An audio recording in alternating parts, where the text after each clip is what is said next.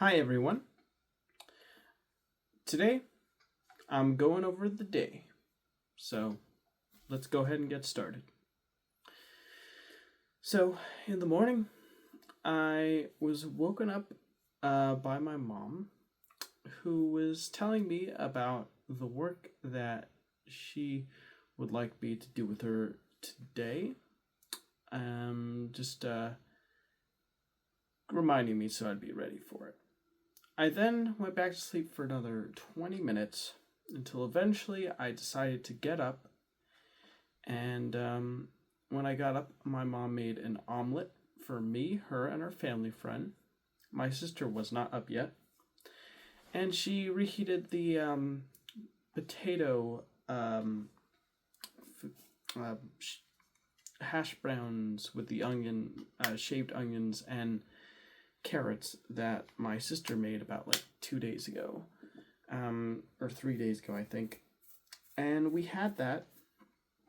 And after we ate, I made some coffee. I drank that. It was then time to go and work on the project that I was asked to work on with her.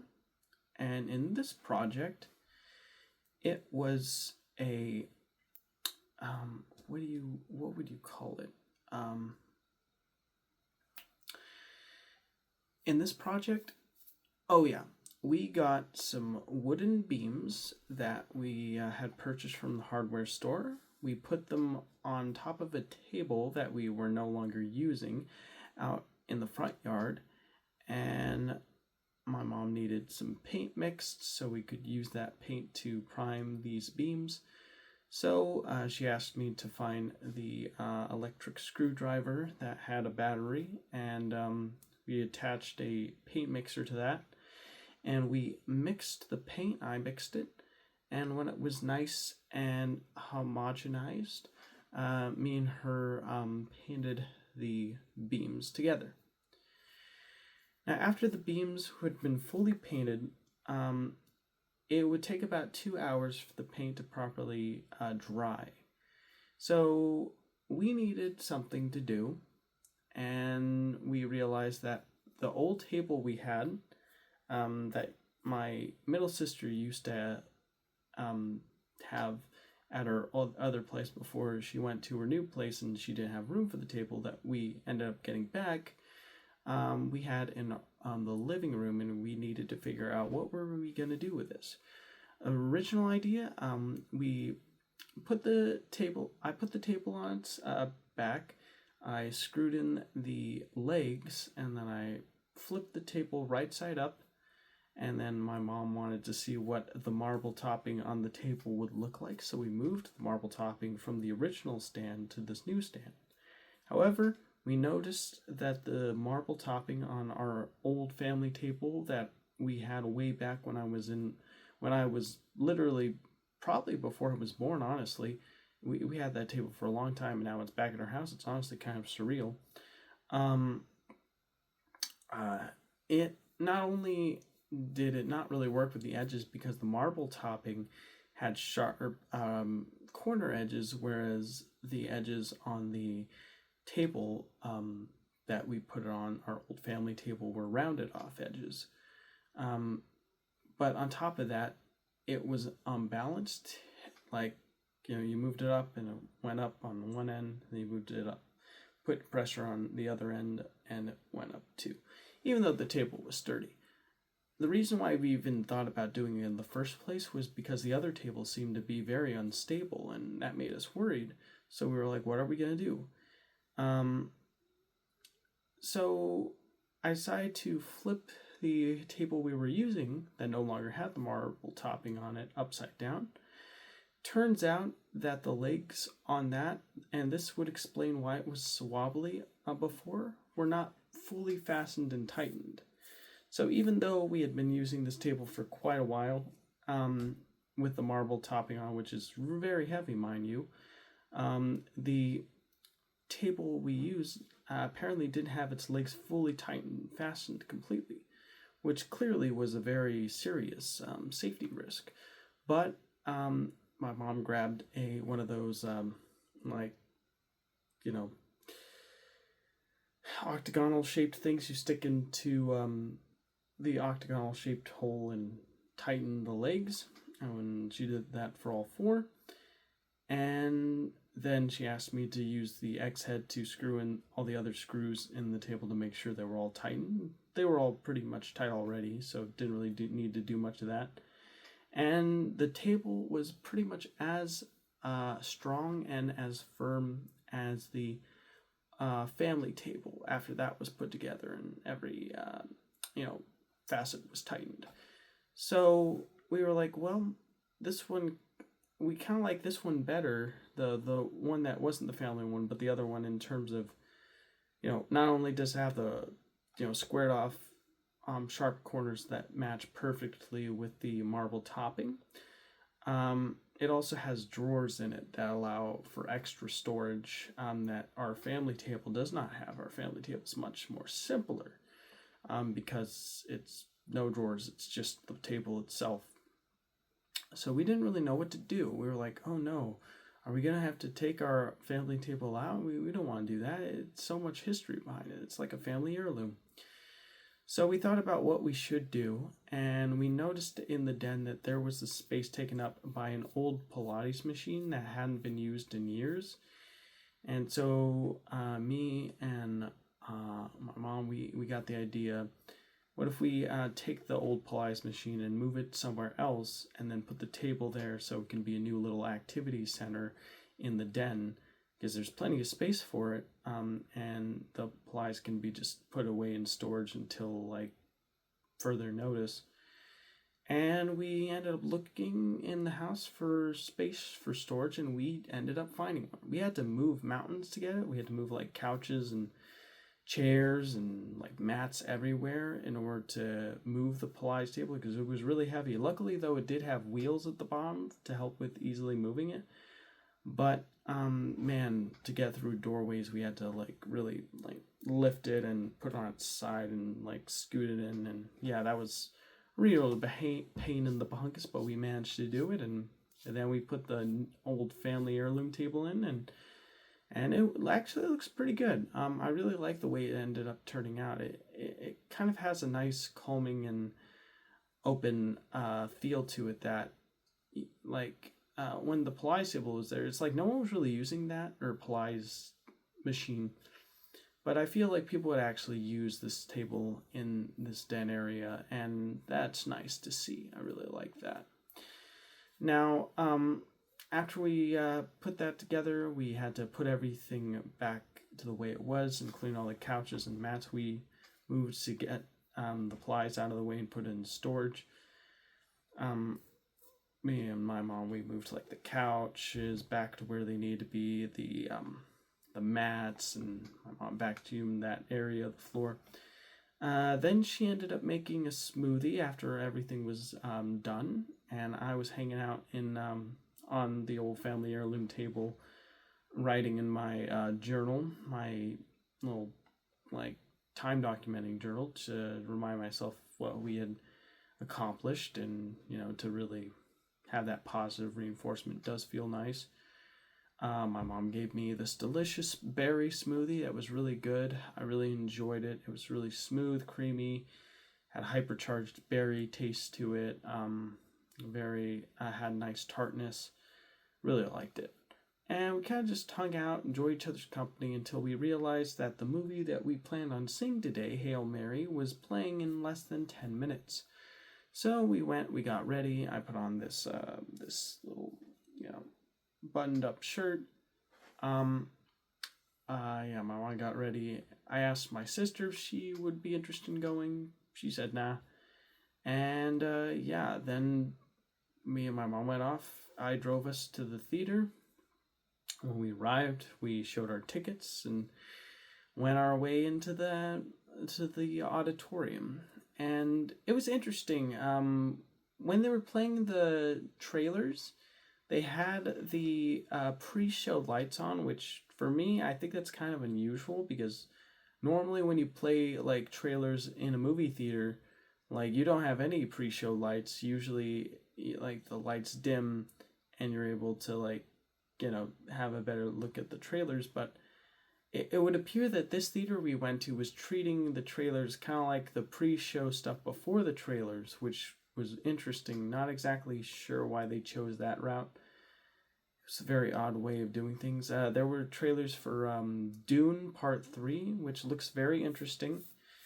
I had read the first Dune book.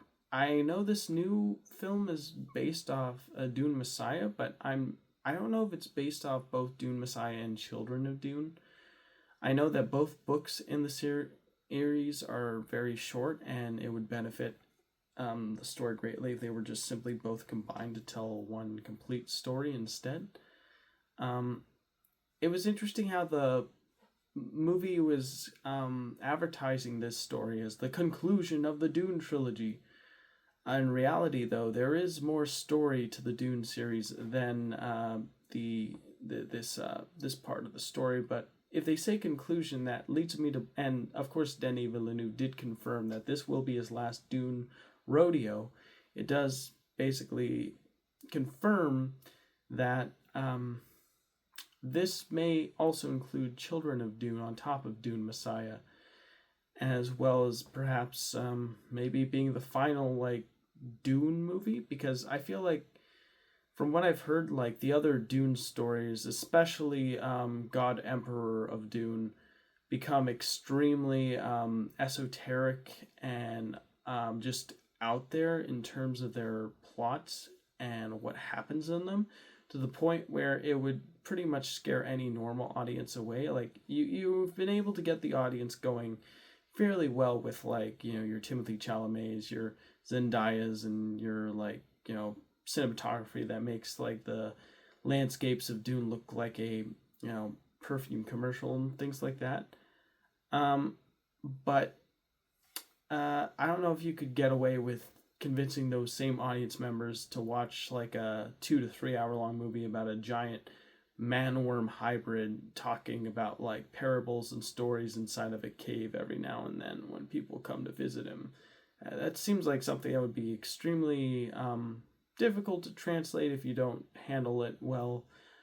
Not saying it's not impossible, but what I am saying is it's something that just seems so weird that it would be very difficult to convince a normie audience to enjoy and buy tickets for. They clearly chose the original first few books of Dune because those have all the interesting action, plots, and betrayal and conspiracies, whereas the God Emperors is parables taught by a immortal being, well, mostly immortal being anyways. So it's just really fascinating to see. I mean, are they going to go through with that? It seems like a huge gamble if you ask me. If they did end up adapting God Emperor, I feel like the best thing to go about that would just be make it a limited time series on HBO Max. But that's just me. And who could, replace Denis Villeneuve in terms of continuing this series, as he had a very distinct visual style, and him no longer being the director's chair. No, I'm not saying it was oh my gosh, he was the perfect visual director for Dune, because personally, if I was in charge of the Dune franchise, I would have added much more color and would have really played into the more surreal aspects of the series and the story. I feel like Denis wanted to not alienate the audience, so he tried to really ground things and make them feel as militaristic and monochromatic and serious as humanly possible. And I totally get why he did that, and it's clearly more audience friendly, but I don't know, I like it when there's a really distinct vision and creative people just go insane with that vision, and stuff that comes to mind that really scratches that itch is stuff The Substance, or Lord of the Rings, or things where the visuals are just so expressive, or Little Shop of Horrors, where it's clear that the storytellers are really getting their vision out there, really passionate about what they're saying. I really enjoy that. Anyways, I got on a long tangent about that. There were other trailers. There was a sheep movie about sheep that their favorite shepherd gets killed and they want to know who did it. It's directed by the person who directed Minions. Take that for what it's worth, I suppose. I mean, it was a popular movie, but was it a good movie? I don't know about that. But maybe it's really funny. I don't know. There was a funny gag where they had a better song playing throughout the trailer, and at the end of the trailer they had a little chicken going, and that got a big laugh out of my mom, and I thought that was pretty funny too. Yeah, and then there was like advertisements for Amazon in between trailers, which, to my knowledge, is the first time I've seen something like that, which is really odd. Not exactly sure why that's in there. I mean, I know why money, but it just feels kind of intrusive throwing something like that in the middle of like the trailers being played. Just very odd. But anyways, before the film started, I needed to use the restroom. I think it was all the fiber that was in that smoothie, so it got me to need to go. So I did my thing. I went back. The film was starting, and yeah, we watched Hail Mary. And I don't want to give too much away about this film. Like, I don't want to make it like a One Piece recap where I literally just describe the entire plot and then talk about how it made me feel. I'm just going to say how this film made me feel, or how I felt after watching it, I guess. And I'll say that I really did enjoy a lot about this movie. I thought it was a really, really well done film. It definitely had that Phil Lord and Christopher Miller energy about it that was very palpable, because if you don't know, they kind of have a really sarcastic and irreverently silly and playful approach to their filmmaking style that is extremely admirable in this day and age, in my opinion, because I feel like a lot of films are just too afraid to be just a little bit goofy, a little bit silly, not take themselves too seriously, while also still managing to still have a sincerity and heart about them that this film does have. And in a way, I feel like the silliness kind of gives this film a sense of humility and humanness that you miss out a lot on in a lot of modern films, where they feel like, oh no, I gotta be serious, because if I'm not serious, people aren't gonna take me seriously. If they don't take me seriously, then I'm a failure. And I feel like Phil Lord and Chris Miller just don't care about that. They just want to make a film where they had fun and made a adventure that like anyone can watch and get something out of. And I think they achieved that with this movie.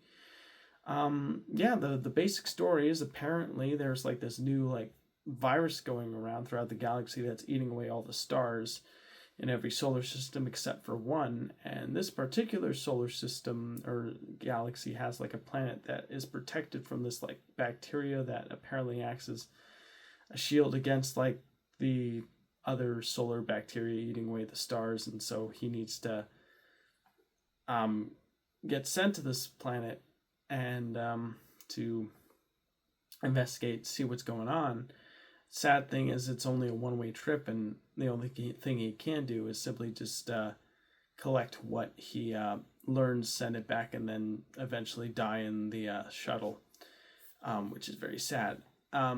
But throughout his adventure, he meets a friend, and with this friend, they end up working together to save not just his planet, but the friend's planet and the whole galaxy, the whole universe. And yeah, that's pretty much the plot. And it was a really, really strong film.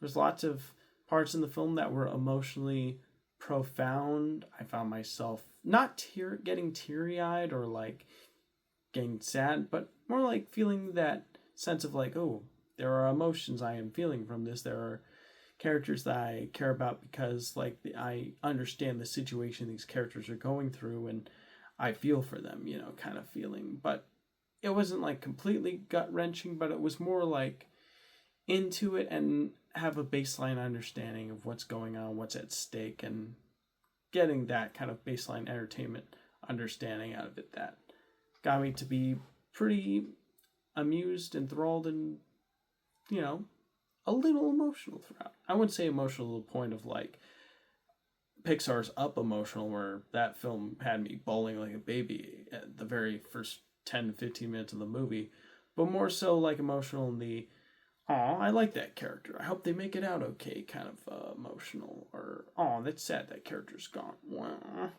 Like, like that. Where not extreme, but enough to where it elicits something from me where I'm like, yeah, that's pretty good. But yeah, that's what I think of the film. I think it's really really good, and if you enjoy like survival space films that aren't afraid to be silly, aren't afraid to be human, and aren't afraid to just cut loose and have fun, while also still treating the serious moments with seriousness and having those stakes that are supposed to mean something and having strong characterizations, then I think you will really love Hail Mary. I think it was a Project Hail Mary. I think it was a really strong film. I really enjoyed it. I give it 2 thumbs up. Yeah, after we were done watching, I had the idea of us going to a Carl's Jr., so we went to a Carl's Jr. My mom wanted a Chick-fil-A sandwich, so I got her one. I got a Texas bacon burger meal, so large, with the drink and the fries and the burger. And my burger was very smoky, had that sweetness from the barbecue sauce, had that bacony taste to it, very cheesy. Yeah, it was pretty solid.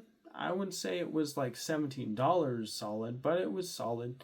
I feel like if I spent $5 less than what I spent on it, I'd be fairly satisfied. But since I did spend around $17 on it, I did feel a little bit on the kind of feel a little ripped off side, but not completely, just a little bit.